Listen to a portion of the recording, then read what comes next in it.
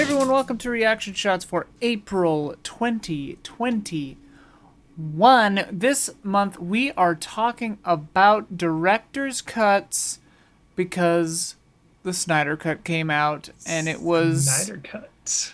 definitively better than the theatrical cut. I think there's better. no real arguing that. I would say still, not a masterpiece, but it had fun moments. I don't know. I wasn't loved it, Ian, but I think part of that were the expectations, the manner at which I consumed the movie. There was a lot of factors. I had fun. Yeah, exactly. Like, it didn't make me mad. If anything, it was a fun curiosity at its worst moments, and just a better movie at its good moments. Totally. I wish they could continue on with those like plot points, but I mean, who knows if they will? Yeah. Seems as though I recently heard that they don't exactly report numbers, but reports are that it was beaten by WW84 and Godzilla versus Kong. But I don't know how accurate that is. Unless HBO releases full numbers, we won't really know for sure, and I haven't seen those. So like less than half the people finished it that watched it. It was like 30 something percent. There was a stat. That I would not be surprised by. It's a long one. It's a doozy. It's a doozy. It's a das boot. It's a dot bootsy. But it flowed really well, Ian. Yeah, it wasn't bad. For 4 hours, it went by. And I think that's a testament to Zack Snyder movies. I mean, no, that's a lie, because Batman vs. Superman feels like really long. Oh my god, Batman vs. Superman extended cut is torturous. It is torture. Watchmen's like 2.5 hours, and that shit flies. I don't think I've seen because there's the director's cut and the ultimate cut that has all the which is so unnecessary. Animated stuff. I don't like the ultimate. Yeah, I'm sure. I've read the book. I don't know. Yeah. Ultimate's fine. But yeah, maybe we should have buried the lead on that one. We just talked about the Snyder Cut right off the bat. I'm sure it'll be brought up throughout. Yeah, we have a lot of comments to go through this month. So if I shorten your comments, forgive me.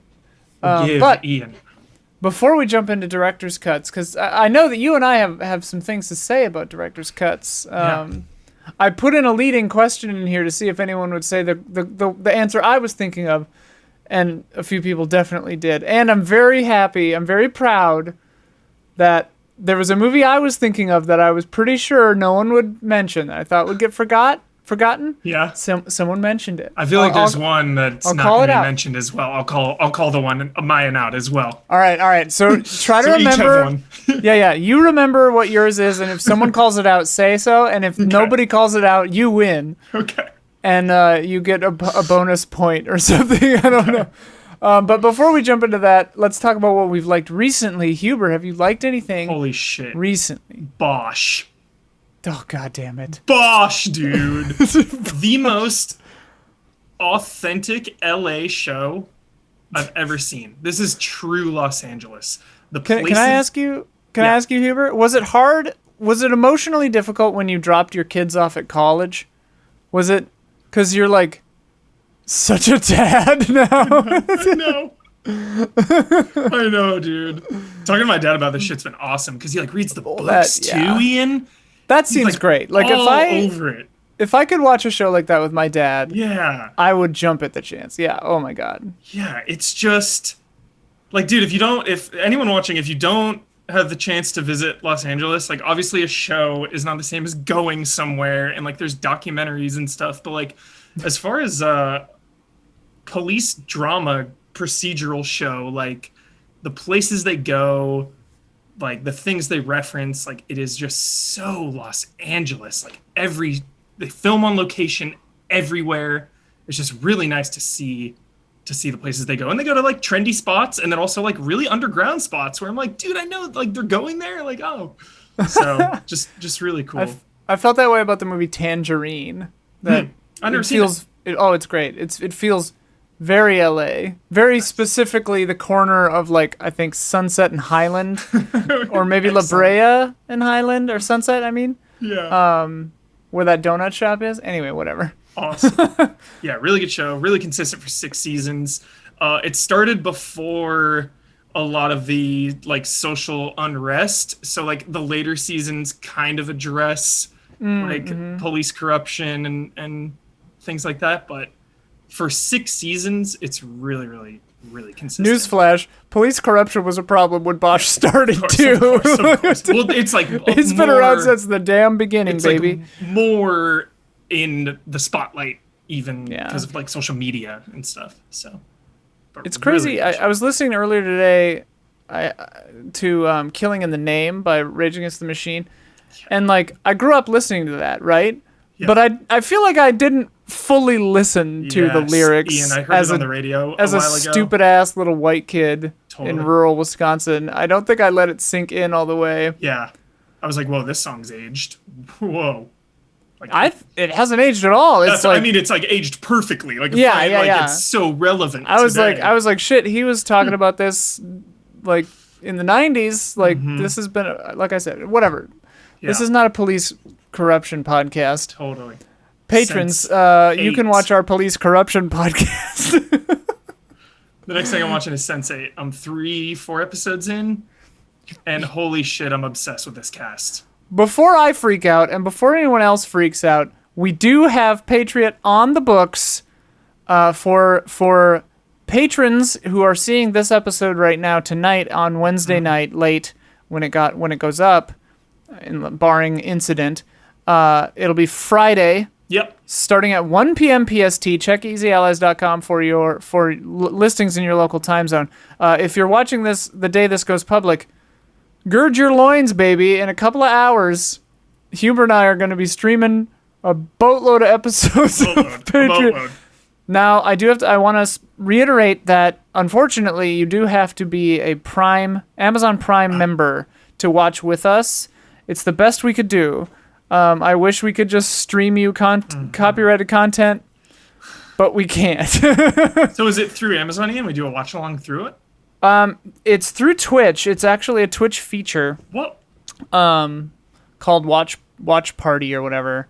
But basically what it happens is you will stream to me your camera. We'll basically be on like a Zoom call or a Discord or whatever. Yeah. And then that'll be the camera. That'll be what I stream out, just us. Yeah. And then Twitch will like bake us into a little corner window, and it'll play the episodes and have chat there next to it and stuff. Yeah, I haven't done it. We're kind of just hoping it's gonna work. I read it up on it and looked through all the settings and whatever, but yeah. Who knows? Knowing us, it will not work properly. Yeah. Anyway, sorry. Anything else you enjoyed recently? Sense8, 10 out of 10. Holy shit. Watch it immediately. And tonight. I saw season 1 and I liked it. And I started season 2 and liked it. Excuse me, but didn't keep going. Got it. Dude. Shout out to Jamie Clayton. So good. She's great. Dude, yeah. The cast. I'm like... And, few in and it's just what's her name? Her girlfriend is so great. She was in Doctor Who. Nice. Freema, I think her name is, maybe? Yeah, I don't know all the characters' names yet because I'm so early on. Well, that's but the it's actor's so name. good. I'm just like, oh my god, dude. I care about these characters' well-being so much. Like, dude, that's how you know you're watching an excellent show. Is just after a few episodes, you physically and emotionally care for these people's well-being and survival. Yeah, dude. Like, come on. Yeah, Freema Agyeman, I think. Nice. Aminata is her name, and Nomi. So yep. Oh, they're like fucking amazing. Their like couple name is Nominata.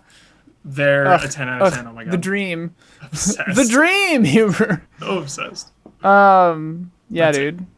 All right. I watched, of course, Godzilla v Kong, which I liked. We did a spoiler mode about that. It was great. Falcon and Winter Soldier. I mean, it's fine. I'm liking it, but compared to Wanda, it's feeling a little like. I mean, it should have come out in the other order because Wanda like changed everything. I feel like we're in a post WandaVision world, and this is a pre WandaVision show. Like, let's just say that. Little safer, a little more by the book for sure. Yeah. Little But I routine. mean, who knows? There's still some episodes left, so who knows? That's my favorite kind of shit, though. Like, I much prefer political worldwide espionage versus like mind bend what's going on. So I'm like all about this 10 out of 10 Zemo on Easy Alliance. I enjoy both, but I'm very much I prefer the mind bending. But the two I really wanted to talk about were Alice in Borderland. You mentioned this earlier. Yeah, dude. What's up with this? My friend Jason was like, "Hey, you got to watch Alice in Borderland," and I like Alice in Wonderland, which I would say this is mind bending. so loosely based on Alice in Wonderland as to be not based on Alice in Wonderland. Like some character names and sort of like attitudes are like sort of like. I'm such a Alice in novice. Wonderland? Ian, what's the cat's name? Just the Cheshire Cat. I think. Cheshire Cat. In the character in the show is called like Cheshire or something. Okay. It's Japanese, so like Cool. I'm probably not saying it right, but like the main character is a guy and his name is Arisu. Like Alice but different, spelled differently. But yeah, dude. Oh my god, the show is fucking crazy. Off the wall or what? Yeah, dude, you'd love it. You would love it. It is on Netflix. It's based on a manga. It's live action.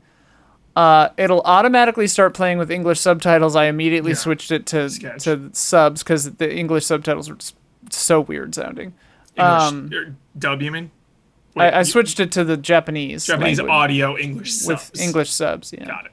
No, I listened in Japanese and didn't have subs. I'm fluent in Japanese and I just never told you.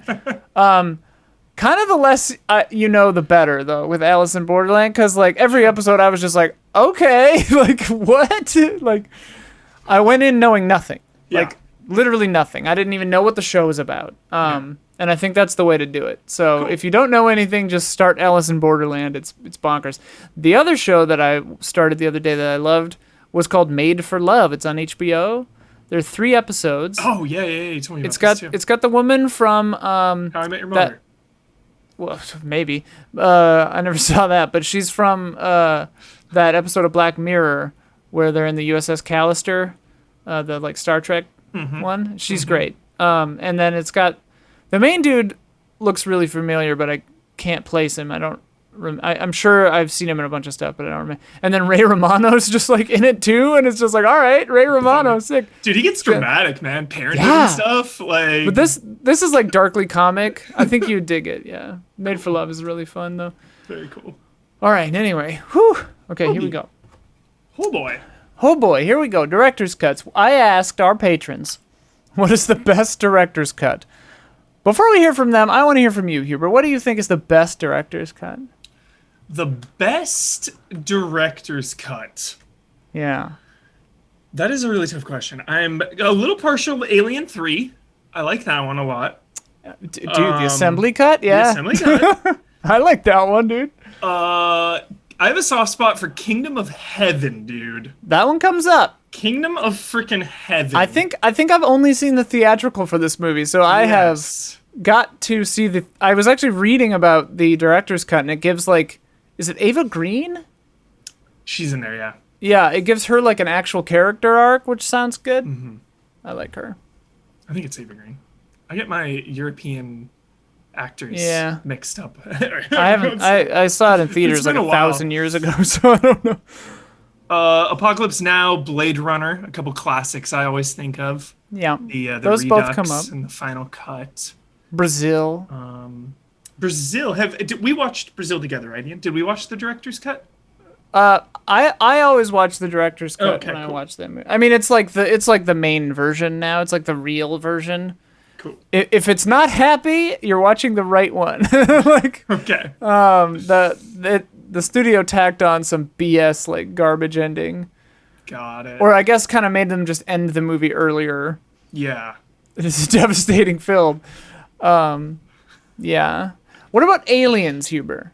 Because to me, I love it. It's there's essential. some of the stuff that's absolutely essential, but then some of it ruins the pacing. So I'm like, sure, yep. I'm like 6s and 7s on the the director's cut of Aliens. I agree with you on Aliens because the revelation of her daughter completely changes how you view her. I mean, she is either just this single woman warrior lady, or she's like a wife and a mother, and it adds but so still many like more an layers. interstellar badass who like doesn't quit.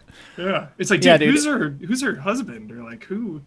I always pictured that she didn't have a husband, that she just had a kid. Just had a kid. Like she had a kid at some point, and the guy's not in the picture. That's kind of always my. Okay. Maybe she says that actually. I don't know. Yeah. That actually, spoiler alert. That was the. I asked later a question that we'll get to. Number one? Well, no, I was like, what's a scene that's in a director's cut that's not in the theatrical that seems ludicrous not to include? Nice. That was the one. That was the reason, that scene about the daughter is the reason I asked that question. Nice. Because it seems like the movie is like wrong without it. Yeah. I won't say my favorite director's cut because it would spoil the person who brought it up, but I'll mention it when it comes. All right. Oh yeah.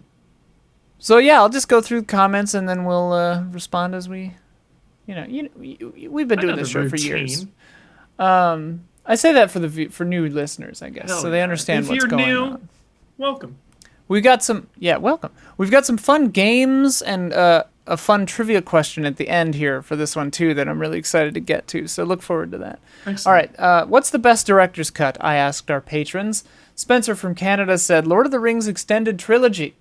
A lot of people were unsure if that counted. I fully count that. So I just rewatched the 4Ks, Ian, and the Return of the King extended.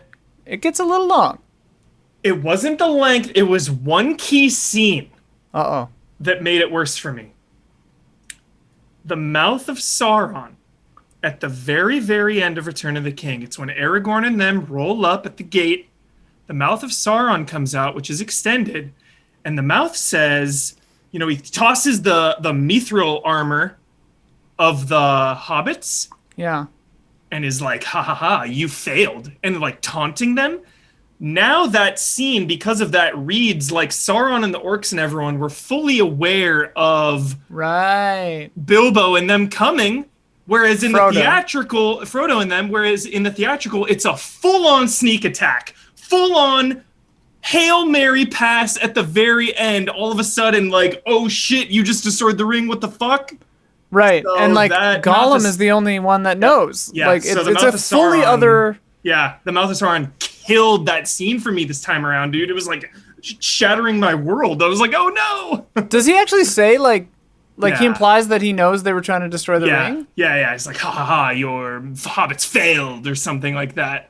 And like that is all of deeply them are, strange. All Gimli and all of them are like, oh no, like, oh. Although the ring wraiths throughout are looking for the ring, and they do know, I think, that hobbits have the ring. True. But I don't think they knew they were that close. Maybe not. But Smeagol says, Shire hobbits, like they're on the scent from the word go. For sure. Let us know. Let us know how it reads, chat.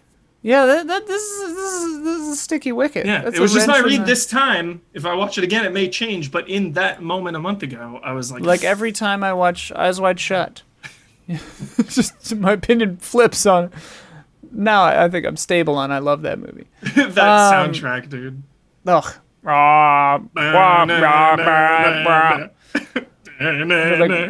I'm talking about the weird chanting, backwards,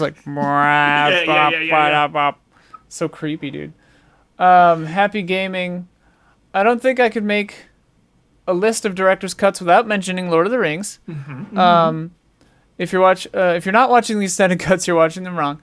The ultimate cut of Watchmen, while still not being the best movie generally, becomes one that is more faithful to the source material in a lot of ways, adding things like the animated Tales of the Black Freighter and stuff, which is true, but I think it makes it too long. Yeah, I like directors. It just feels awkward. I don't like the ultimate. This is one of my favorite movies ever. I love the director's cut. It changes the way Manhattan bounces out everyone on the set. Like that's more authentic. You get more oh my god, I'm forgetting the name. Ozymandias? Holy shit, it's been a while. No, old Night Night Owl, Owl? original Night Owl. You get original Yeah. Night Owl versus the not tops and all that. Right. It also adds some weird scenes though that are not in the comic. Like Rorschach just like beats extra people up when he's like investigating. It's like weird. I mean, yeah. Why not? Yeah. If you got him, smoke him, you know. I Am Legend has an extended alternate cut that more closely resembles I Am Legend. The alternate, I've only seen it, I don't know if they actually put out an director's cut, but I've seen the alternate ending that actually makes that movie make sense, and it's the ending from the book. Do I need to rewatch I Am Legend director's cut, Ian? Holy shit. Well, you need to get your hands on the DVD or the Blu-ray or just YouTube the actual ending of that movie, because much like a certain other film, it actually makes the whole movie make sense, whereas the theatrical cut doesn't. It's just stupid and bad. Yeah. I don't know if we need to spoil it really, but yeah, the alternate ending of I Am Legend makes the whole movie work better. Cool. It elevates it from just like a cute little whatever movie to actually saying something. And of course, Final Cut of Blade Runner allowed Ridley Scott to create a more accurate version of the story he envisioned, rather than WB trying to make the happy. Have you seen the theatrical Blade Runner, Huber, with the voiceover? Yeah, I have. With like the phoned-in voice. We actually watched it in film class at San Francisco State. We watched like part of it, and then my professor, Professor Rutsky, I'll never forget this guy.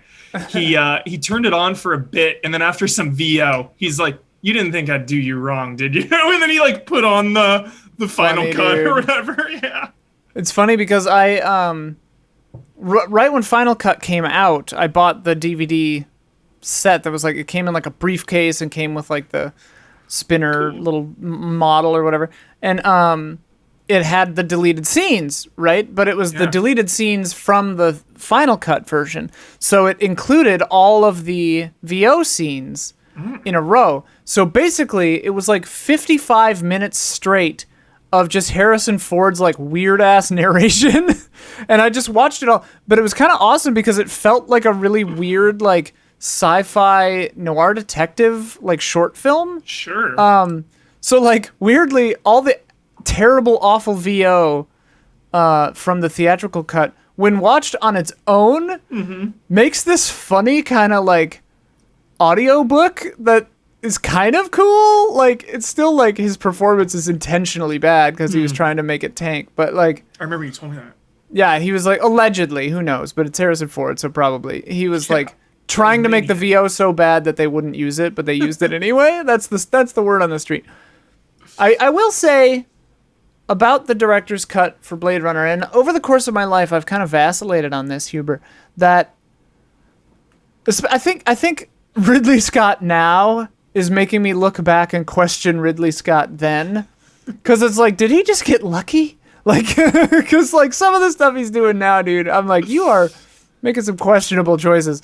Like, but dude, Alien, man, like so much of that. Oh, Alien is Sigourney perfect. Weaver and special effects as well. And just a fucking baller script. Not discrediting Ridley Scott at all with No. Alien, but it's a collaboration for sure. Absolutely. Well, and that script and the H.R. Giger stuff is just like god tier. But like, yeah, dude, the whole Deckard is he or isn't he a replicant thing, I loved it when I was younger, right? I was like, oh, that's so cool. That makes it so much. But then, like, as I got older, I started thinking about it more, and I was like, actually, does that kind of remove the point? Like, or is it just it's kind of a distraction? Because the point is more like, you're a human, but you're like, you're less human than this guy who's got 4 years to live or whatever. And like, I mean, my read on, I like the Blade Runner series. I actually like 2049 more, but God, it's 10. It's a fucking 11. Yeah. But my read on the Blade Runner series, actually, and I think I've said this before, but like, Deckard is the bad guy of Blade Runner, and then 2 is about Deckard kind of, well, intermittently has learned, and I only mention that he's in it because they put it in the trailers. I would have preferred not to know, but I feel okay spoiling it because they spoiled it in their own promotional materials. But and it's about like just It's on the damn poster, and it's he's on the damn poster. But like that 2049 is about just like a normal dude trying to do his job, and like, I mean, I can't really say the full extent of it, but like in that movie, dude. Yeah, he's amazing in that, dude. Love Gosling anyway, all the time. I love that actor, man. I love Gosling. Gosling is so good. Have you listened? Have you listened to Dead Man's Bones? His strange gothic band with the Silver Lake Children's Choir, dude. Question: if Harrison Ford / Deckard is, I've asked and probably had this answered 10 times, but if he's like Deckard in 2049 aged, doesn't that put the question to bed that he wasn't? He could have been a different type or whatever. I think that Denis Villeneuve like pretty definitively is like no, he's not a replicant, but like because I don't remember if he actually said it out loud, but like it seems pretty clear in the content of the movie that he's like, this is not an interesting question. Like if he's a replicant is not interesting to me. He clearly isn't. And also like he has to not be for the whole like Deckard Rachel thing to like be so great. Dude, so Rachel great. Looks so the CG was good. Rachel with her eyes, man, when they do the replicant eyes, that image is top 10 movie images, man. I fucking love it. She's got the cigarette. So cool. It's so good. Also, like the Final Cut has a real inappropriate kind of sexual assault moment that I really don't care for. Deckard kind of forces himself on Rachel in the apartment. Oh, and he gets all aggressive, right? Yeah. And Harrison Ford characters have like a history of this. Like Han Solo kind of does it. Like, and I think that they think it's like that like gruff take charge kind of man thing, but like doesn't come across like doesn't play like that, but whatever. I don't know. What can you say? We're growing as a society. We're growing as a society slowly. We live in a society. The true Snyder Cut. The we live in a society cut. Oh my god. Andy H says Leon is an amazing director's cut. It turns The Professional into one of the greatest movies ever. I think I've only seen The Professional. As a kid I saw Leon the Professional. Yeah. So I guess I've only seen Leon the Professional like when I was like 15. Dude, I need to watch it again. Same. Because I remember loving it. Oldman Unhinged. Is that when he screams everyone? Is that what that's from? Oh my god. Yes, dude. I gotta watch Leon, dude. I gotta watch Leon again. Yeah. Hopefully that aged well. Like, it can easily be real creepy. The director's cut in, she's more an accomplice. Okay. She like straight up assists in more hands-on with the hits. Okay. I remember that being a big difference. Yeah. Kevin Bonos calls for the Josh Trank Fantastic Four director's cut. That's funny. I'd watch it. I don't know. Sure, all right, here it is. Here it is, Hubie. Okay. The one I was worried no one would mention. Michael Rebellato gets a special mention here. Das Boot. Someone else mentioned that, actually. Whoops. Sorry if the screen just disappeared there for a second. Nope. It's Little Shop of Horrors. Oh, I didn't even know there was a director's cut of this movie. Little Shop of Horrors, Wait, dude. Let me read what Michael says. Give me the history. What? The director's cut is basically the only way I recommend. Probably spoilers for Little Shop of Horrors. Lay them on me. A heads up for that. But to discuss why the director's cut is so much better, we have to spoil this movie. The director's cut is basically the only way I recommend watching this film. The finale that was cut from the theatrical release is the spectacle where a bunch of puppet plants terrorize New York to an amazing song called Don't Feed the Plants. Frank Oz claims to agree with the test audiences that an ending where everyone dies doesn't translate well to film, but I don't even think he actually believes that. He tossed out one of the greatest scenes I've ever seen just because audiences wanted a happy ending. Boo. Glad we could get the proper director's cut on the Blu-ray/DVD now. Yeah, so awesome. It goes even beyond that, though, because this, like whatever movie, like I Am Legend, actually contextualizes the whole movie in the appropriate way. So like the movie obviously based on an older kind of movie and stuff, but like there's a song that Audrey sings. I'm gonna spoil the shit out of this right now. There's a song called that Audrey sings, Human Audrey, called Somewhere That's Green, where she's like daydreaming about going somewhere that's green, right? Later in the movie, everything's gone to hell. Rick Moranis, Seymour, has been like feeding people to the plant, Audrey too, you know, doing all this shit. And like Rick Moranis, dude. He's been doing bad shit, right? He's like a bad guy. He's been doing bad things, right? So in the theatrical cut, is this movie rated R, Ian? I think it's PG-13. Okay. In the theatrical cut, it might be PG, but like 1980s PG, so okay. Like basically PG-13. But because I think the plant swears once or twice. I don't know. I don't remember. But I grew up watching. I've seen this movie like 100 times. But so in the theatrical release, right? He pulls down, or the plant like starts pulling the place apart, and the building falls in on him, and Seymour and Audrey escape, and they buy a house that is somewhere that's green. It's the dream house. They get the American dream, right? And then, you know, the stinger at the end, the camera comes down and there's a little Audrey living in their plant box or whatever. Like, oh no, it's still out there. But that ending makes no sense because he doesn't get any comeuppance, and it also just happens very suddenly. The real ending, the real movie, Audrey fucking dies. Ew. He feeds her to the plant after singing to her, like, as she's dying, a reprise of Somewhere That's Green, because he's about to feed her to a plant. Somewhere that's green. A plant is green. Dramatic and irony. Then, yeah, dude. And then the people who approach him to buy the plant clippings or whatever, to, like, globalize the plant that he says no to, in this version, they just take the clippings anyway because they're like, hey, we were doing that as a courtesy. Plants are public domain. You can't own the rights to a plant. So they market the plant all across the planet, and that was the plant's plan all along, and the plants take over the planet and kill everyone. The whole planet is taken over by the plant monsters. That's so, like, freaky, man. It's very different. Is it, like, funny and great. Jolly, or like horrifying? No, it's devastating. I mean, like, the song at the end is ridiculous. Yeah. It's don't feed the plants, I believe, as Michael said. It sounds unsettling, dude. I don't know if I want to watch Oh, it's this, depressing, honestly. dude. But like, wait, have you ever seen Little Shop? As a kid. Okay, I have not seen it as an adult. My neighbor had the VHS.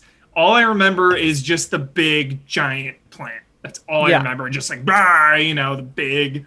And Rick Moranis, of course. I love Little Shop of Horrors. Joshua, karaoke, I sing like 4 or 5 songs from Alarm Goes Off at 7. Yeah, that movie fucking rules. Awesome. Anyway, sorry. Shit. I know I just talked about Little Shop of Horrors for like 6 minutes, but the director's cut is dope. Dude. And real sad. I wonder if that's like a trend. I feel like most director's cuts are sadder than the theatrical cuts. Like they push it to the limit and then they have to cut a little bit. Yeah, because the studio always makes them turn around and be happy. Yeah. And they're like, no. I'm so sick of length debates. Yeah. Too long, too short, whatever. Like, you write it until it feels right.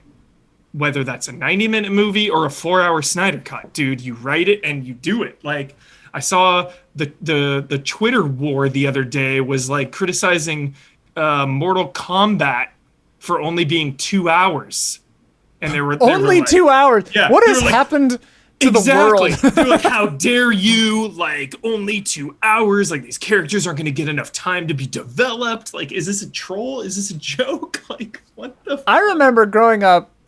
Every movie was 90 minutes. 90 minutes, man. 90 Every minutes. single movie. And if a movie was 2 hours long, like, there would be news articles written about it. Except for, like, the 70s, obviously. Things were pretty long in the 70s. But, like, it's funny. That's funny. I mean, that is a funny thing, though. Like, a director's cut does not always mean longer. Mm-hmm. I think it almost always does. But, yeah. I don't know. Would You Kindly says, Metropolis is the mother and father of all director's cuts. One of the greatest masterpieces in film history. And at the same time, most influential because hardly any other film has inspired and influenced so many other films as the monumental silent film by director Fritz Lang from 1927. Without Metropolis, there would be no rainy setting in Blade Runner, and also C-3PO from Star Wars would look different without Lang's influence. Yeah, they go on, but like, yeah, Metropolis is sick. I don't like the movie as much as I like the shots. The legacy. You know, I like to look at the shots of the movie. I don't like to sit down and watch all of Metropolis. It's like, oh my god, that shot is sick. Oh my god, that shot is sick. Yeah, I've definitely, watched it, and I liked it. Mm-hmm. But that's fine. I'm writing myself a note to remember to do shout-outs at the end. Classic masterpiece. Just your classic run-of-the-mill masterpiece. Yeah, there's an anime version of it, too, that's pretty fun. Really? Yeah, if I recall. Ooh. I owned it on DVD. I think I saw it a couple of times in high school. Morgan Mahala says, I have always had a blind spot for director's cuts, but with the release of Snyder Cut, I am now a believer. I have never gone from disliking a film to genuinely liking it. If it counts, I'd also say the extended versions of LOTOR.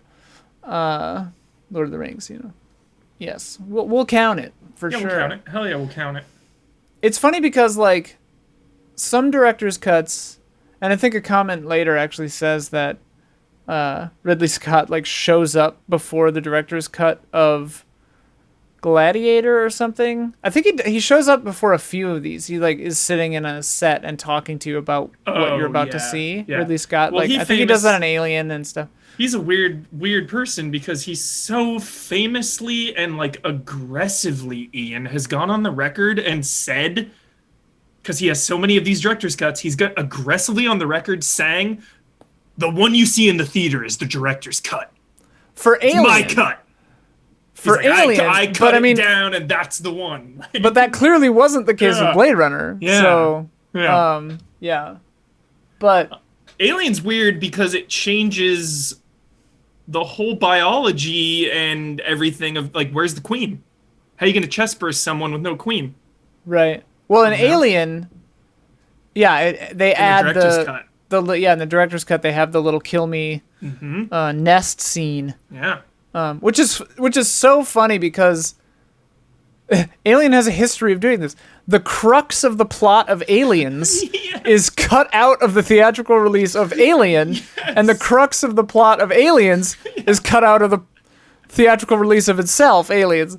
Bonkers film franchise, man. Seriously. But anyway, Ridley Scott says that the director's cuts are just like fun extended versions if you want to see more crap. Mm-hmm. But with Kingdom of Heaven, as multiple people say, including David Ware here, favorite two director's cuts, Blade Runner and Kingdom of Heaven. Dude. The former was purely the director's visions, removing studio meddling, and the latter made a pretty flat and underwhelming movie into a relatively complex and impressive epic. Yeah, my good friend, shout out to my friend David from high school. He's a big film buff. Turned me on to Roger Ebert. Turned me on to Kingdom of Heaven director's cut. I gotta see the DC of that. I've only seen the theatrical. Long. Yeah, I've heard it's long. Man, my hair is frizz-tastic today. Good lord. My beard is frizz. Dude, I'm loving your look these days. When I cut it, I should just go full buzz on the top. I was gonna say shave your head and keep the beard. Yeah. Just although for like a day. You do look really good with the long hair. If I'd say so myself. Thank you. Appreciate that. You look like a classic psycho. It's fantastic. Best compliment you could give me, Ian. Classic psychopath. Dude, guess what my dad texted me today, Ian? What? He goes, all caps, unhinged, do it, Amazon Prime. And I was is that the Russell Crowe movie whose tagline is, he could happen to anyone? Yes. And I was like, it's Such good? a dumb tagline. I was like, it's good? Like, question mark? He goes, so bad it's good. I laughed a lot. I was like, all right, I'm watching that tonight. Shit. Your dad sounds great. Yeah. And Tilly says that best is a tough choice. On the one hand, you have Blade Runner, Final Cut. I'm yawning. Sorry. Oh, and then you have the extended cuts of Lord of the Rings. Brings A+ movies to slightly higher A+ movies. Have to give it to Blade Runner, though, on the basis of how necessary the other cuts feel. Mm-hmm. I don't think that it would have been nearly as beloved if we never got to see the theatrical cut, at least outside of the aesthetics. That is a funny comment, too, that, like, I feel like someone brings up also later, but which version you see first probably influences a lot, like, what you think of it. Totally.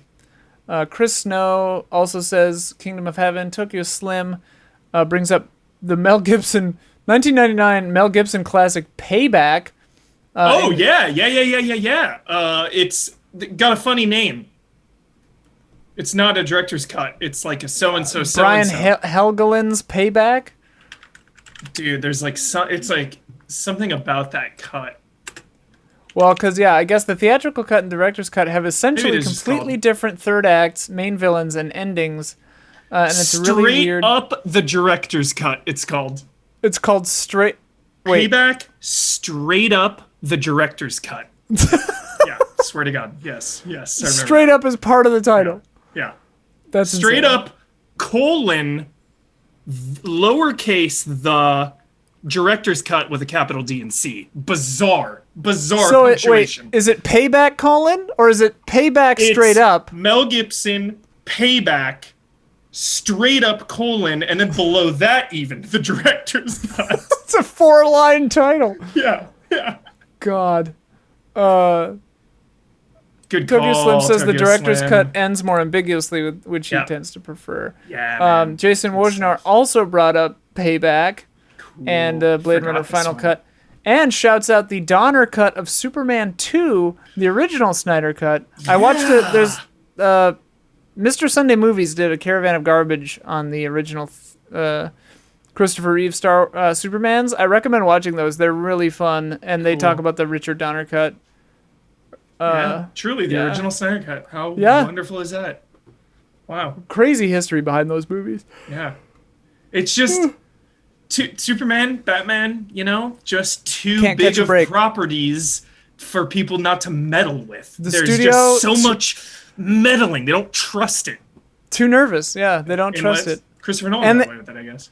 And they try to rush it to the finish line. Yeah. I do think Batman's a little easier to do cinematically than Superman. Totally. Video games as well, Ian. Like, how absolutely, the hell do you do a Superman game? How do you do it? How do you do it?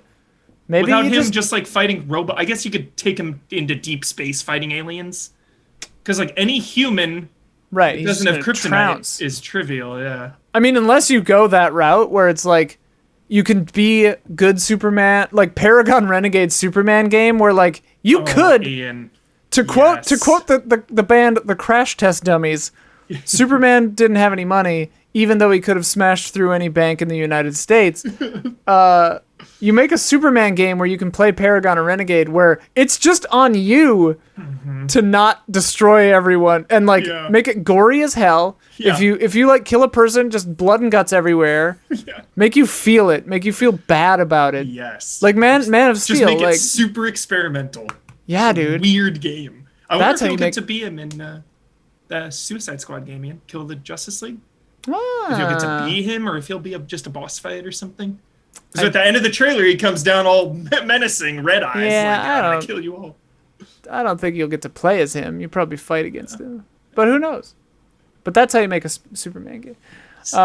This is a cute story. I'm gonna just include this whole thing here. Cesar Villa says the untitled extended cut of Almost Famous is one that adds to an already cozy movie to infinity levels.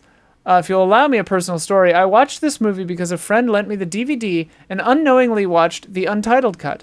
After a few years, I got the craving to watch it again, and I was very confused to not see the scenes I vividly remembered, and only then I went online and found out about the Almost Famous and Untitled Cut existence and their differences. For years, I refused to buy a DVD or Blu-ray of this movie because I wanted nothing less than the Untitled Cut, but I could never find the version my friend had, so I left it alone. One day, my wife surprised me with a Blu-ray of Almost Famous, and while I appreciated the thought, I had mixed feelings since it was not the version I had been seeking for many years. That is until I loaded the disc into the player and the Untitled Cut started playing. The Blu-ray box had no advertisement that it wasn't the theatrical cut, and his wife had no idea that she got him the right thing that he'd been wanting for more than a decade, but that made it even more special. That is amazing. I love that story. Isn't that great? I loved that. Caesar had some other comments, but I moved them later. So we'll get back to Caesar in a second. We'll get back to everyone. That was such a big part of my life, that movie, for quite a while. Almost Famous? Yeah. Like high school days. And I just like haven't seen it since, man. And it's been so long. It's like desperate time for a rewatch. Like that used to be our movie. Like a group of friends and I used to watch it all the time. Throw that on. I think I saw it too young, or like I was real square as a teen, like early teen, like about drug use and cheating and stuff. It made me really, really uncomfortable. Yeah. So that movie made me really uncomfortable, and I haven't really seen it since. Though I'm sure it's great. A lot of people seem to love it. Taff says Watchmen Director's Cut is perfect. The Rorschach journals are always going to be a plus. The ultimate cut gets too disjointed with the animation sprinkled in. Yeah. We tend to agree, I think. Jacopo Ameli says Blade Runner's theatrical cuts straight up did not make sense. I'm glad that it eventually got a release that was more faithful to Dick and Scott's visions. Still preserve the original, but it's important to still preserve that original cut. I'm looking at you, George Lucas. It's like if Monet painted over the same scene every time instead of getting a new canvas. It's true. That is absolutely mind-blowing that the original Star Wars are not available. Ugh, it's so dumb. That is like... It's so dumb. Especially because, here's the thing. I mean, I ask it later what the worst director's cuts are, and almost everyone says either George Lucas, Star Wars, or Apocalypse Now Redux. But Redux, the one thing... We'll get into Redux. We'll get into it, Huber. Okay. But the one thing about the special editions of Star Wars, the only thing that really drives me crazy is that it's Hayden Christensen ghost at the end of Jedi, because that negates the like deathbed repentance. And George Lucas is like, he died when he became Vader, and I'm like, well then what the hell's the point of the trilogy? Like, what's the point, George? Yeah. If he was like in the contract when he sold it, was like never release these. I honestly think he was. Yeah. I straight up think he did. Like, I mean, they're his, man. He made them. Whatever. Yeah, I mean, it's your prerogative, George. I disagree with it. I disagree with it. I don't like it. But I didn't make Star Wars, Ian. But it's his right. Yeah. It's his right to be a dumbass about his own stupid movies. I wasn't out there filming. Yeah, I wasn't there. I wasn't born yet. Except for maybe for Jedi. What year did that come out? 89? Whatever. Jacopo Ameli also said that they watched all of Patriot and it was glorious. Thank you.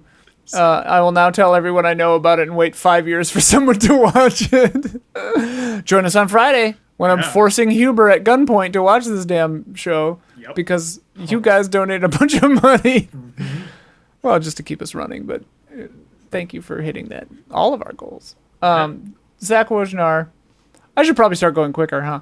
Zach Wojnar, I thought Man of Steel was okay, but I loathe Batman v Superman. But I think Zack Snyder's Justice League nailed it. I think it's a great movie that creates a world, forces you to live in it, and makes you believe in heroes. It's not perfect, and it's got a lot of fat on its bones, true. But it earns its nigh biblical scale in a way that 3-hour-plus movies rarely do. Walk Hard, the Dewey Cox story is a good movie, a silly parody of rock and roll biopics. The director's cut, however, is just as much of a rock and roll epic as the movies it's poking fun at. It's got an extra 20 minutes or so of meat on its bones. It's one of my favorite comedies and one of my favorite rock and roll movies of all time. I just love the turn from talking about Zack Snyder's Justice League to Walk Hard, the Dewey Cox story. Asperos Pruder brings up Lord of the Rings Extended, and they say, I hesitate to call the Godfather saga a director's cut since it was primarily made for television, and I think mostly to pay for Apocalypse Now. But the originals are obviously much better, which brings me to Godfather 3, which has recently been recut as The Godfather Coda, The Death of Michael Corleone. Unfortunately, I haven't had a chance to watch it yet. I haven't seen Godfather 3 in any version, which is crazy. Yeah. Underappreciated. Obviously not as good as 1 and 2. Holy shit. Some of the greatest movies of all time. I love 1, yeah. I don't remember 2. 3 is good. I think I saw it when I was really young. 2 is if at all, Pacino as intense. Yeah. It's intense. But The Conversation is like one of my favorite movies. And that's the one he made like in between 1 and 2 or 2 and 3. Whatever. I also love Apocalypse Now. I just love the Mafia. I love organized crime stories. I know you love the Mafia. I'm thrilled that you've seen The Long Good Friday. Yeah. That movie is fucking sick. Did anyone bring up Once Upon a Time in America? No. That like 4.5 hour cut? That's a behemoth. No one brought that one up. Yeah. Dude, Conrad, shout out, chat. If you have a weekend of free time, check out that marathon. Conrad says, what's the best director's cut? Easy. It's the theatrical cut of Aliens, since Ridley Scott has gone on record to say that's the director's cut. Yep. So funny. Colt Smith says that it's the best director's cut is the Ridley Scott director's cut series TM. Blade Runner and Kingdom of Heaven are fundamentally different. Even Robin Hood, which isn't great, that movie is garbage, is vastly superior in the director's cut. I haven't seen the director's cut, but I saw it in theaters and that movie sucks. IMHO. Now, to me, that's not just to show how amazing Ridley is as a filmmaker, but also a scathing indictment of studio meddling, ruining good things. This all said, there are a ton of director's cuts that I love to death, and also some that don't improve the film. Big example of the latter is Apocalypse Now, where I think the director's cut and subsequent cuts vary wildly with quality. Final cut, though, dude. Redux being the worst. But I think I was getting confused because after the Redux, they did the final cut for Apocalypse Yeah, Now. which I don't think I've seen. I've seen Redux for sure, and I've seen Apocalypse Now like 100 times. I love that movie. Hell yeah. And Alexander Zirinov. That movie is an experience, Ian. Truly. What? Apocalypse Now. Oh, yeah, absolutely. I love when a movie I love that movie. Yes. When a movie is actually an experience. Yeah. When it ends and you just sit there for a few minutes because you were so in it, and then it's like, okay, back to reality. Whoa. Yeah, and then you just go to yourself, the horror. Have you seen Hearts of Darkness, dude? It's the documentary that his wife made while they were... Oh my god, it's so good. That movie was cursed, man. Like, this is a crazy ass movie. Apocalypse Did Now. anyone die on that set? Like maybe not. I feel like there was some definite like injuries, bad conditions for sure. There's something just crazy about Apocalypse Now.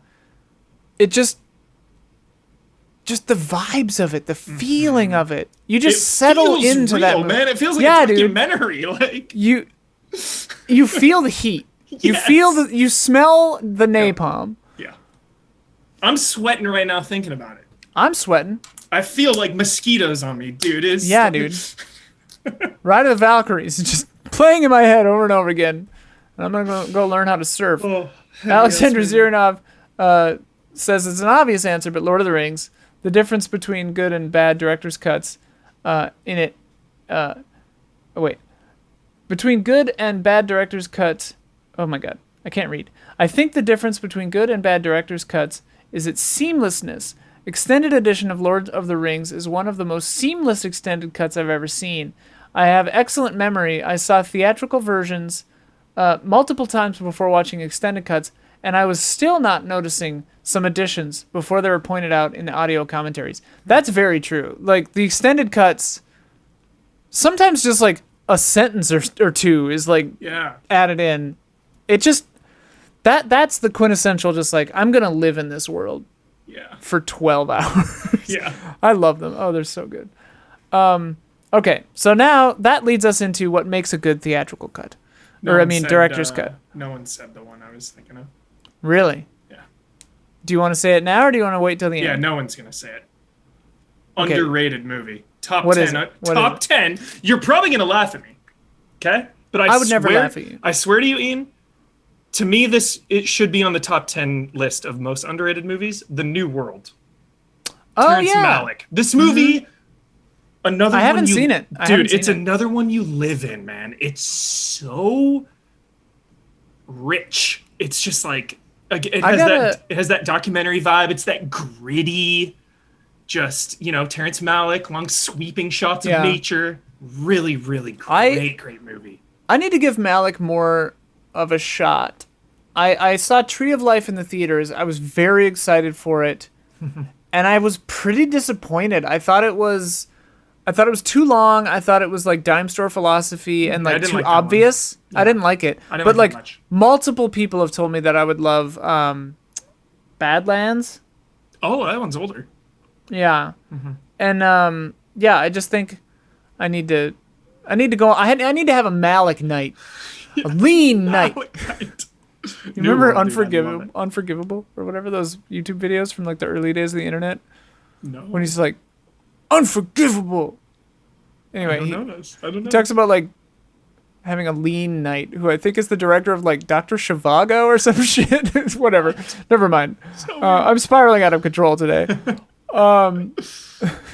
Yeah, we're on page 5 of 14 of the notes, by the way. I'm gonna have to. We're 56 minutes in, so I'm gonna have to start. I might just like cut a question out. Mm-hmm. What makes a good? In fact, I'll cut this one out. What makes a good director's cut? We know what makes a good director's cut.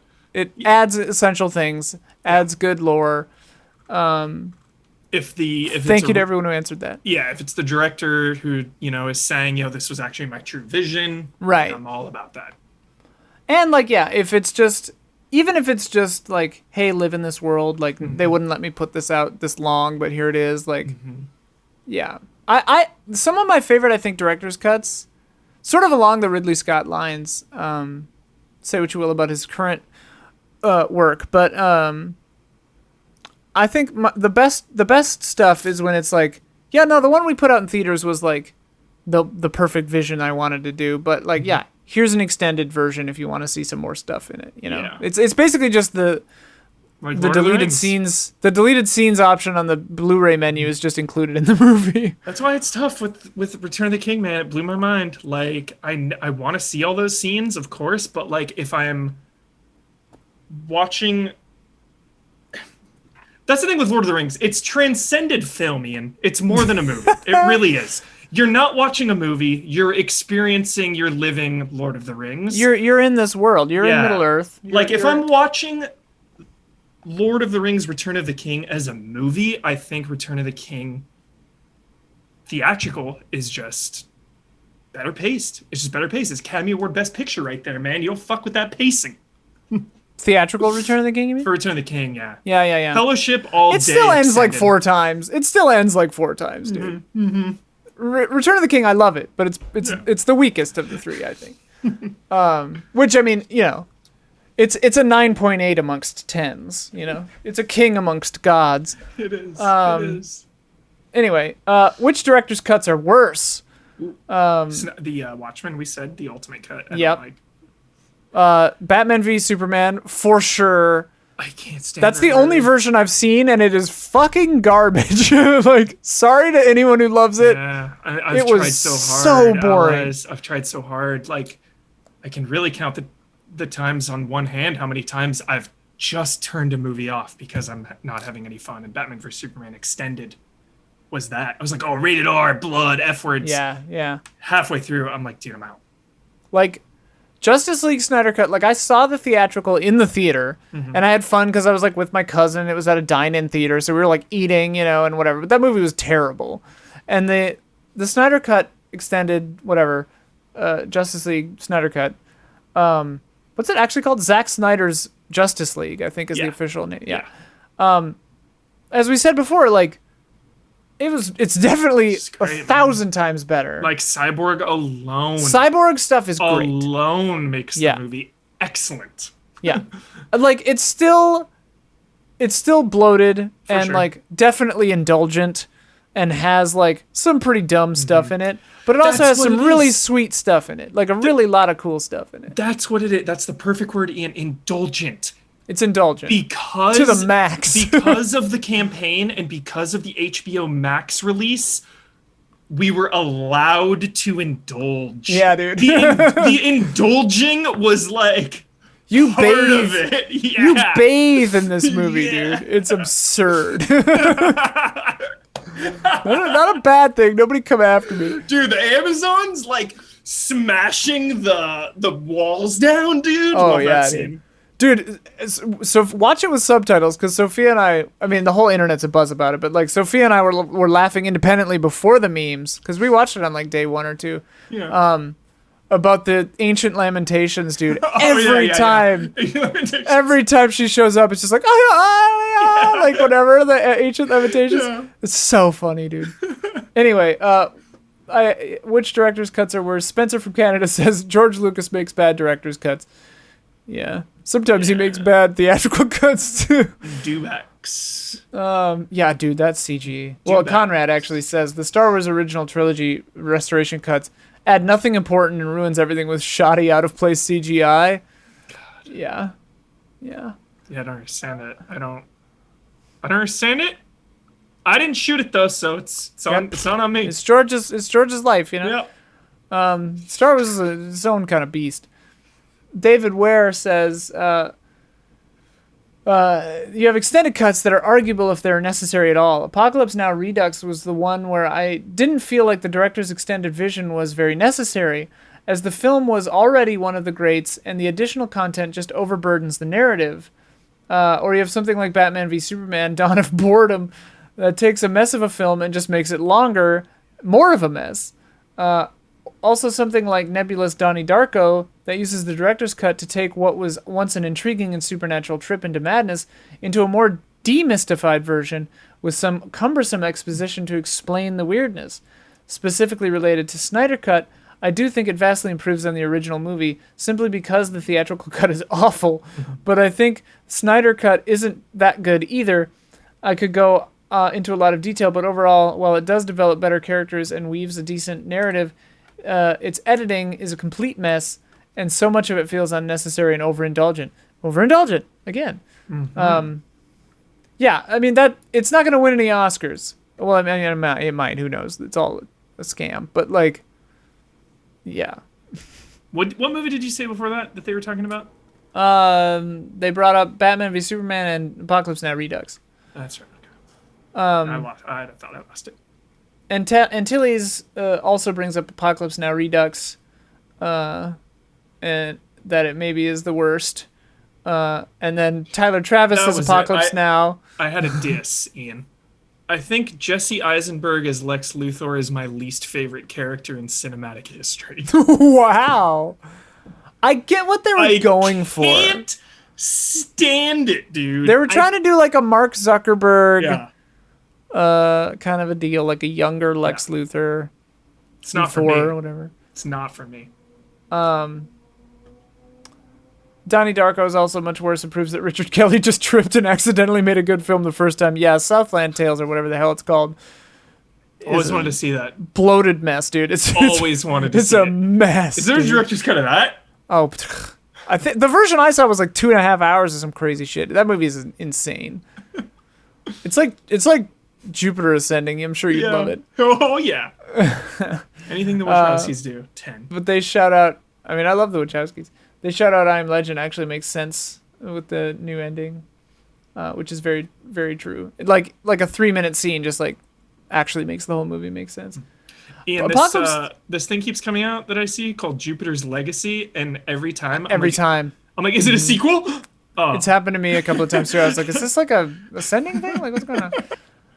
Apocalypse Now Redux, though, I do think it is.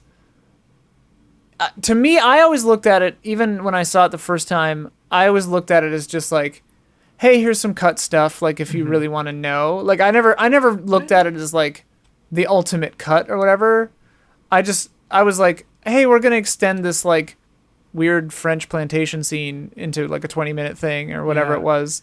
The final cut was actually 2019, so Apocalypse Now Final Cut is newer. Yeah, I haven't seen it. And I have the lengths actually right here, Ian. Oh, yeah, hit me. The theatrical cut is 147 minutes. The Redux is 193 minutes. Long. The final cut, though, in between, 182. So it trims some from the Redux, but still adds 50, 60, 35-ish minutes. Still pretty damn long. Yeah. That's like, is that 3 hours? Yeah, a little over 3. Shoot. Mm-hmm. Dang. Interesting. I mean, I guess I'll watch it someday. Maybe I've only seen the Redux then. Shit. No way, dude. Maybe. Is there an extended like Playboy Bunny like USO show and then like hanging out at a weird plantation for a long time? No, maybe I've only actually then seen the original. That would be much more likely. Yeah. Because it was in college too for film. Yeah. It was in film. I think I've only seen the original one. Yeah. Great movie. Woga Mahala says the George Lucas shenanigans with New Hope are pretty egregious. I agree. I didn't shoot it. You do you, George. Have fun, man. Jason Wojnar says Michael Mann's Black Hat, but I think that's just a bad movie. The director's cut premiere in Brooklyn, Michael Mann in attendance, and I'm pretty sure one shot still had a watermark of some sort on it. There's a couple tragic tales. I never saw this movie. Is this any version of Black Hat? Is the director's cut released? Are they saying no? Or was it just at a festival? I don't know. Not specified. This made me think of the assassination of Jesse James by the coward Robert Ford. Legendary. There's like a over 4-hour cut out there somewhere, and Andrew Dominic, the director, is like, it's not something about the rights. It can never be released or something. And it's like, oh, that is another one of those movies that you just live in. Who do I know that knows someone who has that? I wonder. Seriously, it's got to be somebody. AJ. AJ has it. AJ has it. He found it in the trash on the side of the road. The 4-hour assassination cut. 14 reels of film. Truly, if I could have my Snyder Cut, it would be that. That's one of my all-time favorites. That would be dope. Movie. Someone else brings that up, actually. Shit. Zach Wojnar also says that the Donnie Darko director's cut removes too much ambiguity. Is that movie good? I've seen it once as a kid. OG Donnie Darko? Yeah. I liked it as a depressed teen. Okay. It was cool as a kid. It was so who knows? I mean, taboo. It's like, oh, you watch Donnie Darko, dude? You're cool. Yeah. I don't know if it's dime store philosophy or not, but I remember liking it a lot. I loved it as a teen. So I mean, early Jakey Blue Eyes, can't go wrong. Yeah, I love me some Jakey Blue Eyes. Varun Kachwaha says, I always saw the theatrical version of Apocalypse Now, but then when the 4K version came out, it was Redux. And long story short, they didn't like it. All right, then I asked, what is a single scene from a director's cut that seems so important it's bonkers they didn't include it in the theatrical release? Jevarov says, the director's cut for Donnie Darko has extra scenes with philosophy about time travel that explains what's going on. So they liked that. And the director's cut for Butterfly Effect has extra scenes and a completely different ending that goes with the movie's more darker themes. I think while it's horrific, it's a better ending. I feel like I've seen both endings, but I don't remember them. And Tilly says Alien, the stuff with her daughter. Conrad also says Aliens. This is the reason I asked this question. Then Conrad actually says, I'm going to come out of here as a Apocalypse Now Redux apologist. I really like the scene with the French colonists. It gives an added depth to the absurdity of the Vietnam War, weirdly absent from American movies about it, that the conflict's origins lie in the French colonization of the First Indochina War. Again, I don't hate Redux. I just don't view it as DVD extras cut into the movie, kind of. Well, that's why the final cut, I think, came out, too, because Coppola is, it's not as good. The Redux is just not as good. I don't remember if Walter Murch just did Redux on his own, or if Coppola had a say in it too. I remember Walter Murch like talking about it a lot. Walter Murch, good editor. There's a book called The Conversations with him that's really good. Sick. Zach Wojnar says the director's cut of Miami Vice includes a scene that uses Non-Point's cover of In the Air Tonight, a song that was famously used in the pilot of the original television series. The theatrical cut relegated the song to the end credits, but the director's cut makes a full-on music video out of it, dramatically cutting off just as the big climactic gunfight begins. Great scene, great movie, great show. Strongly recommend. Sick. I haven't seen Miami Vice really. I remember seeing it in the theater, and just with a group of my friends, and my friends were all like out of control. It was rambunctious. It's like, oh my god. Stephen Beaumont shouts out the death of Saruman, which is a really really good scene. Good one. Kind of a bummer that was cut. But also weirdly not in the books that way. So it's so True. weird when extended edition adds stuff that's not in the books. They actually say that. Well, it might be in Silmarillion or something. Like they pulled from all kinds of sources. Those guys were fastidious about their. So who knows? Because I remember they go to like the Shire. Oh really? Mm-hmm. In the books. Who does? Saruman? Yeah. How weird is that? Really? Yeah, dude. War of the Crazy. Shire, bro. Damn. Yeah. Stephen Bowman also shouts out that even though it's not book accurate, you get closure. Nice. I didn't know this actually. Stephen Bowman also brought up that the international release of Austin Powers has a different scene with with some henchman exposition after the steamroller that isn't in the U.S. release. What? I haven't seen that. I didn't even know Like- about that. MPAA or Yeah, who knows? it's like controversial lines? Also, Whatever they say. happened to Michael Myers? I actually asked Whatever Sophia that happened? the other day. I asked if Is he retired? Love Guru or whatever killed his career. Yeah. But he's been doing voice stuff. God. And he's in like 14 Shrek things. So, I mean, And he showed up in that Tarantino thing. He was like Once Upon a Time in Hollywood? He was like in Inglourious Bastards or something as like That's Winston right. Churchill or something. Mike or Myers, whatever. dude, was just like He was everything, and then he just disappeared. It feels like he was at like Adam Sandler, but like Adam Sandler stuck around. He didn't Yeah, disappear, well, you know? for better or worse, yeah. Yeah. Stephen Bowman also says the good for you cut of Terminator Salvation is heaps better. Colt Smith, the unicorn scene in Blade Runner, all that context in the world, the crux of the movie's subtle questions, am I real or not? Are you real? Can any of us be sure? Cesar Villa says the Terminator 2 Extended Edition has a great scene, a couple of great scenes where they're taking the chip out of his head. Yep. And then the other one is at the end after the T-1000 gets frozen and shattered into pieces. Yep. It is seen glitching out, unwillingly adopting patterns on the floor as part of itself. Yeah, that's And the a cool hand railing, scene. dude. Such a sick scene. It made the Hasta la Vista Baby segment meaningful because otherwise they were better off leaving him frozen as he was. At least we got the idea that freezing and melting had some repercussions. Mm-hmm. Yeah, and then they also mentioned aliens with Newt and the daughter stuff. Varun Kuchwaha says it's many scenes, but I feel so bad for Ray Fisher. Snyder was right. He really was the heart of that film, and he was a nobody joke in the theatrical version. Yep. That is so true. He got done so true. dirty, man. It's so true. It's crazy, dude. He adds so much heart He's- to that movie. He makes you actually care about what the hell is going on. And he's like the structural content of like a decent chunk of that movie. Him and Flash like actually do stuff, and it's like man. Not only like Cyborg's like emotional weight, but like his scenes are sick, dude. They're Just cool, like, yeah. When his hood is on, he's so mysterious. And and Flash like doing all the like time stuff. It's cool, man. It's got some cool moments. They had a cool relationship. Yeah. Which I guess behind the scenes, Ian, I actually just read that little tip was that in the Flash movie that has been in development hell for so long, Cyborg was supposed to originally be in that. Oh. But now he's not. Crazy. Yeah, I that- heard he got he got so boned, dude. Yeah. All right. We're on our final leg here, Hubie. Anything else you'd like us to discuss? Jesse Blue says Han shot first. Yeah. Yeah. Abso.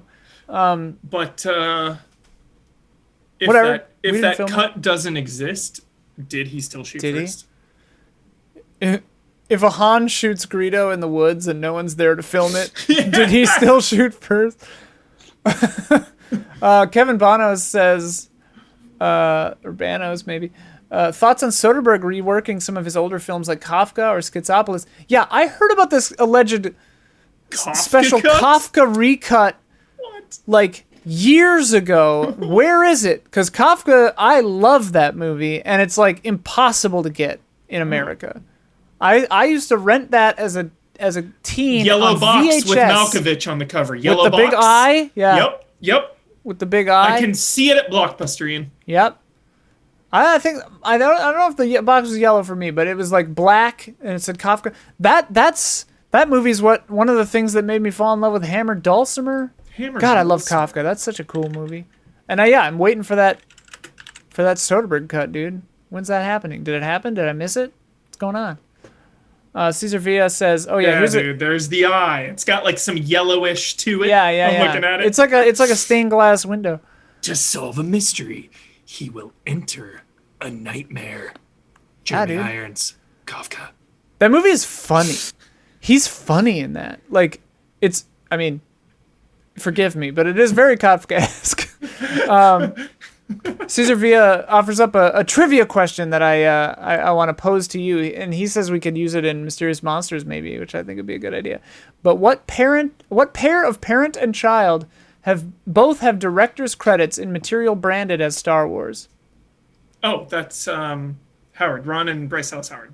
Correct. Yeah. Ron Howard directed, or like fixered, Solo, a Star Wars story, and then Bryce Dallas Howard, his child, directed some episodes of The Mandalorian. Looks like 3 episodes. Or 2 episodes. Maybe the worst episode of season 1 and one of the better episodes of season 2. Zach Wojnar says, I spent a lot of time thinking about director's cuts I'd like to see, usually involving violent scenes that were cut from the original release. My first ever telephone interview was with Anton Fuqua for The Equalizer 2. I asked him about his remake of The Magnificent Seven, which I liked very much, and he told me it wasn't originally going to be PG-13, but R. Unfortunately, I was too green of an interviewer to ask him the natural follow-up, is your original cut out there, completed? In any case, I want the R-rated cut of The Magnificent Seven remake. Also, Die Hard 2 is already the most violent in the series, but it was hastily edited to keep an R rating. Give me that director's cut. Dude, yeah, Antoine Fuqua, Kiss of the Dragon, man. I love that movie. Shout out Jet Li. I've not seen that. Dude, Jet Li and Mira Sorvino, man. A match made in heaven. Not Jet Li. Chai Fat. Excuse me. I misspoke. Wow. Chai Fat Huber. And Mira Sorvino. Kiss of the Dragon. Sick movie, dude. That's where I learned about Antoine Fuqua as a kid. Sounds cool. Yeah. Jason Wojnar, probably a relative. The Magnificent Ambersons.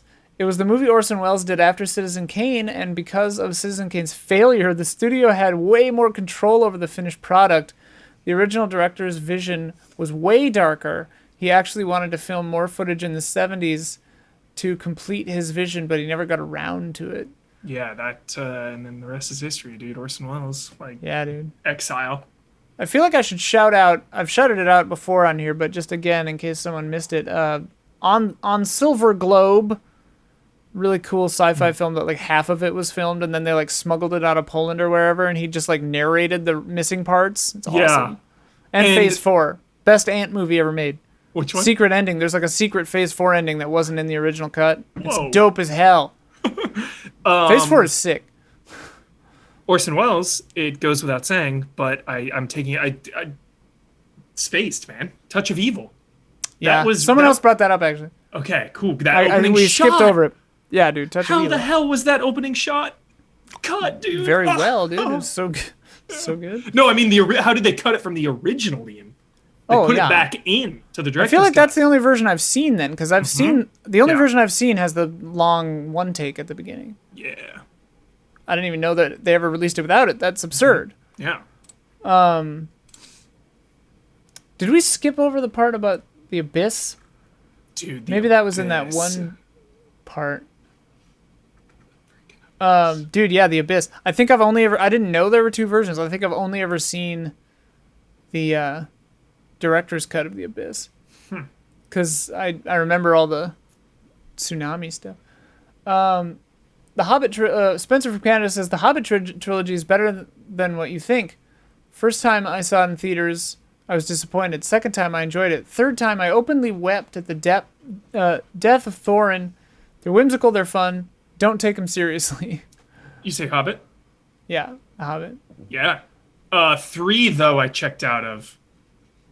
Yeah, I only saw 2, I think. Battle of Five Armies Extended is also rated R, like R-rated. Batman vs. Superman. There's a lot of decapitations, but that final battle just has no stakes. It drags. Yeah. Don't like it. Desolation of Smog, though, Ian. That's a good movie. I freaking love that movie so Pretty much. good. That was the only one I saw in theaters. I think I saw The Hobbit 1 on Blu-ray at one point, but Happy Gaming says apparently there's an extended cut of 13 Assassins that exists, which I've never heard of. Maybe someday we'll be able to watch that in the States. Hashtag release the Miike cut. I know. It extends the movie from 125 minutes on the American Blu-ray to 141 minutes, Nice. which added cultural supernaturalism on top of the story that ended up being axed. Dude. Interestingly, this version was the original theatrical cut, and the international release is a shorter version. Yo! Because I saw this in theaters when it came out. I might have seen this because there was like some weird stuff about like there's a shot of a woman just like with a placenta at one point, and you're just like, what was that about? And like I was like, definitely there was some kind of cultural context to that I don't understand. I remember thinking that, and I don't remember which version that's in. That's crazy. And they also hope for the full Jesse James. One of the very few films, Ian, I showed up late to, 13 Assassins, because I saw it in San Francisco and had no idea how crowded it was going to be. Got there, the line was around the block, dude. Whoa. Had to sit, luckily, not in the front, the very back row. Better of the two options.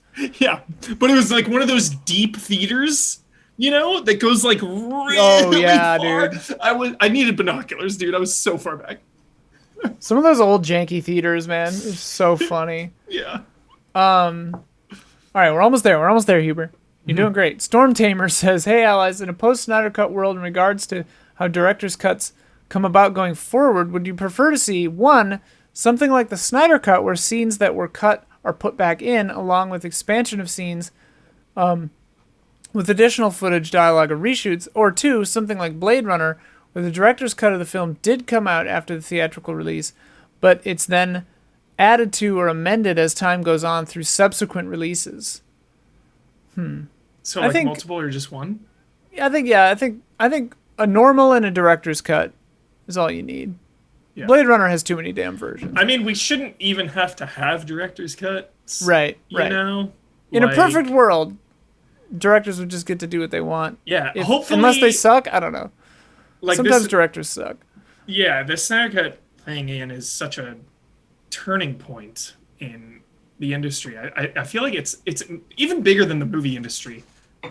Is this whole campaign and the fact that people, the studios listened, they spent a bunch of money on it too. Yeah. Like 30 all million or because something? all because people were yelling and passionate and hashtagging, you know. So I wonder if now the studios will be more.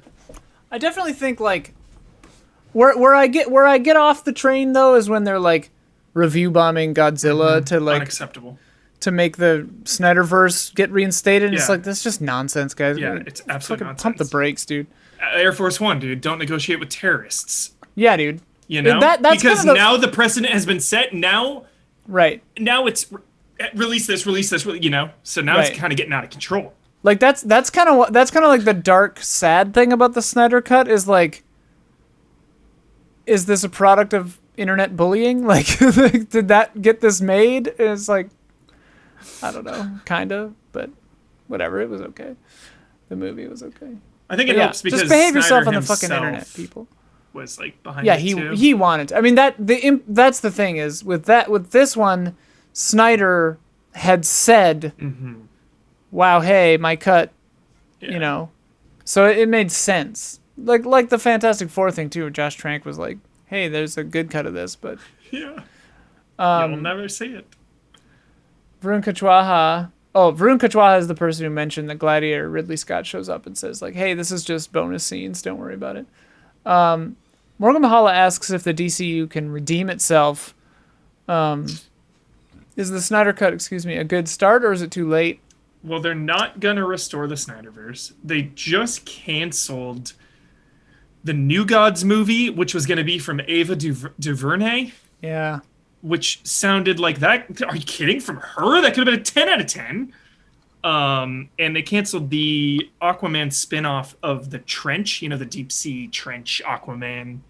Did you I never saw Aquaman. Really incredible scene, not a spoiler. There's like a horror-esque scene. It's James Wan directing, lean into his strengths, obviously. They're going to do a whole spin-off of that. That got canceled. Huh. So they're reshaking everything up. But yeah, I mean, I think that the Suicide Squad will be the test, and then Black Adam. Though it all kind of hinges on those two. I think that they ran before they walked. They tried to they were trying to have parity, not parody, with Infinity War and what MCU was doing. Like they skipped the 6 years of movie. They skipped the Cyborg movie. They skipped a Green Lantern movie. Like they skipped and they it all. like There wasn't even a Batman solo movie. They didn't earn our goodwill with like more fun stuff, so that we gave a shit about the more dark, serious stuff. Yes, Ian, that is an excellent point, dude. Yeah, they just tried to. Point. They tried to skip to the end, and they didn't actually have our goodwill yet. Because even Wonder Woman is so much lighter, but it's still, the first one is like heavy. Yeah, it's a serious movie. I think Wonder Woman was a step in the right direction, and then it kind of But then Pedro 84 Pascal was just so terrible. 84 is so bad. Top 10 most bizarre performances.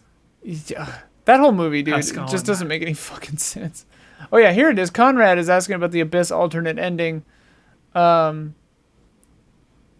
Because on one hand it rewrites the whole movie, on the other hand, on one hand they hate it because the Abyss was favorite going up, together with Close Encounters, E.T. and Contact. It's a rare case of comfort sci-fi. On the other hand, I can't help to think that it would have been the first version I saw. I would love to see if it was the first version, would I love it the same way I saw The Mist or The Butterfly Effect. I rewatched the ending. It's still happy, unless I watched the wrong thing. Like, they don't do it. But I definitely have only seen that version because I remember the ship with the boats tipped over. Yeah. I've only seen The Abyss one time. The Abyss is great. Loved it. And Tilly's with the rise... What? There's no AI director's cut, is there?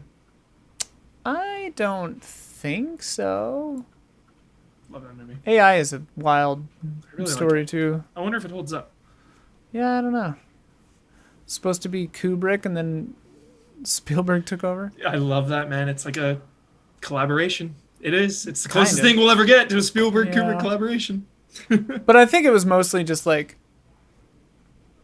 Kubrick died really early, right? And then Spielberg just did it. Yeah. Tribute. And Tilly says, with the rise of digital distribution over physical media, will the end of the theatrical cut or director's cut become... Will the idea of a theatrical cut and director's cut become an antiquated concept? Much like the move from expansion packs to patches, will film become a living work of art? This is interesting. A thing constantly tweaked and modified for as long as people behind it have interest in doing so. Was George Lucas decades ahead of the curve? I mean, they patched Cats.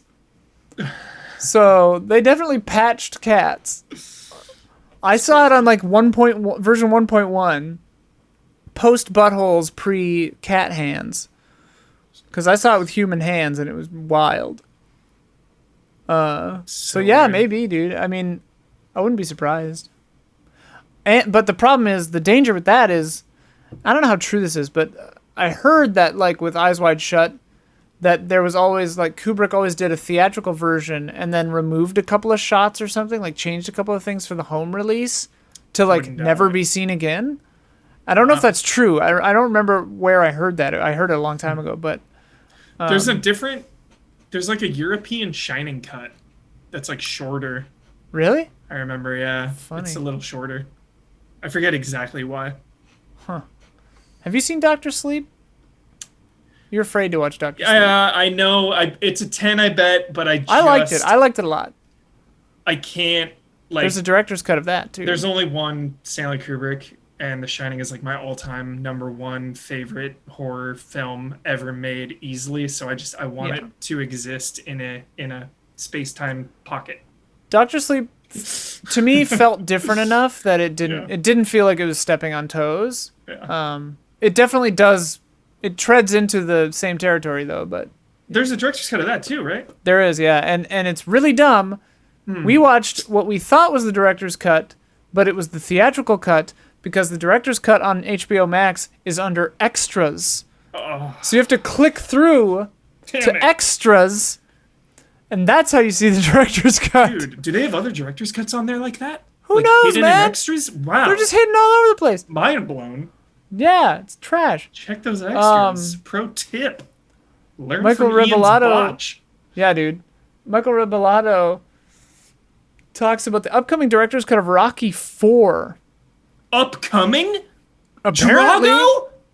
What? Apparently Stallone recently completed it and will get a theatrical run. No. Lies. Yeah, Lies. Next question. they say it's one of their favorite What? movies. But some people are upset because the robot got removed. I don't know how people know that, but Yeah, what? What the hell? yeah. What? I don't know. Apparently there's a director's cut of Rocky 4 coming. That is my. I've never seen Rocky 4, so I don't know. That's Drago, dude. Ivan Drago. Sick. If he dies, he dies. dies. That's it. All right. Alexander Zirinov would like to suggest a new rule for Easy Allies. To be eligible for reviewing Resident Evil, a Resident Evil game, an ally must have watched Patriot. Well, I'm gonna watch it. Yeah, we're starting on Friday, so there you go. Counts. That counts. And I've already watched one episode, so I watched it. You have to finish it. Okay. Morgan Mahala. Okay, here we go. We have a couple of games from Morgan Mahala here to close things out. All right. Morgan Mahala, potential game, terrible taglines. The game is simple. Can you guess the movie based on the following unfortunate tagline? So number 1, leading the war against counterterrorism. This is from a video game? A movie. They're all movies. This makes no sense. Leading the war against counterterrorism? I can see the answers. So we're terrorists.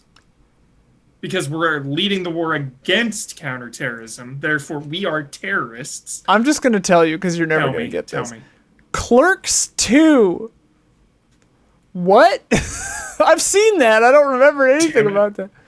I just got to the Kevin Smith arc in Degrassi, Ian. I just watched it. There's a Kevin Smith arc of Degrassi. What, did he direct it?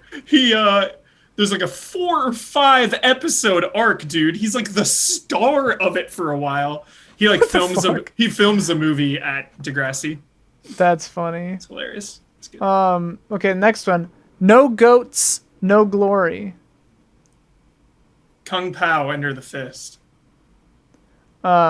Good guess, but it is The Men Who Stare at Goats. Damn it.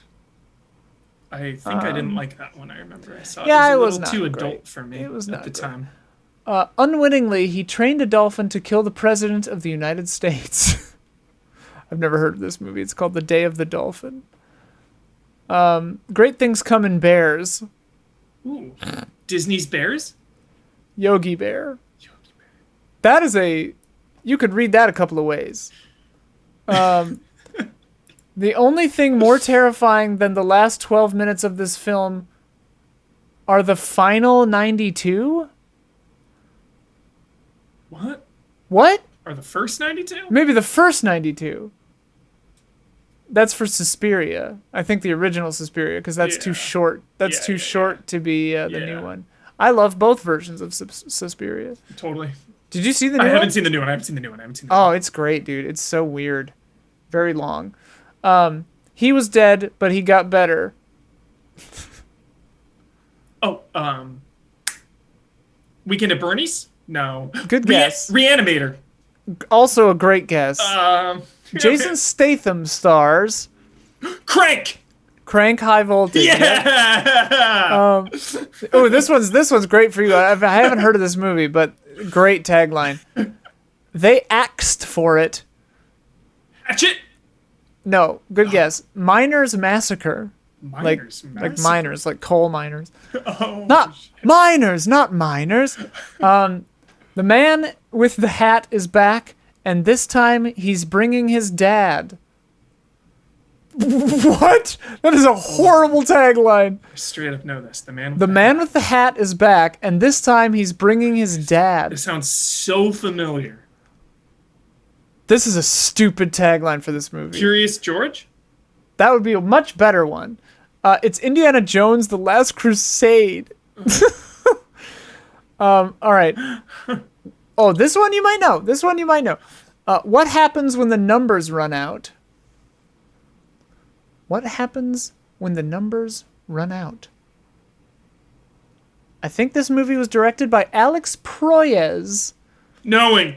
Yep. Yes. Knowing is like a weirdly good movie, dude. Yes, dude. It has that one shot of that like angel or alien or whatever standing in the yard looking up at them. Fucking terrifying. Dude, shot. the one with the spotlight eye? Yeah. Terrifying. Yeah. I like that movie and I always want to watch it except for that shot. It scares me, so I don't want to do it. It's so scary. All right, and here's another one. Morgan Mahala gave us a quote challenge, and they separated the answers so I can actually play along here. Except for I saw the first one. All right, so this is movie quote challenge. Oops, all director's cuts. All right. The board is set. The pieces are moving. We come to it at last. The great battle of our time. The Two Towers. It's Return Gandalf, of the King. yeah. Lord of the Rings, yeah. Which one, though? It just says It's 2 or Gandalf, 3. Lord of the Rings, yeah. I feel like it's Return of the King, actually. Yeah, whatever. You're an errand boy, sent by grocery clerks to collect a bill. I'm not sure I know this one, but it sounds familiar. I wish I could, like... Oh, I can. I could skittle down. Okay. Oh, that's Colonel... Oh, yeah. I know what this is. I do know this.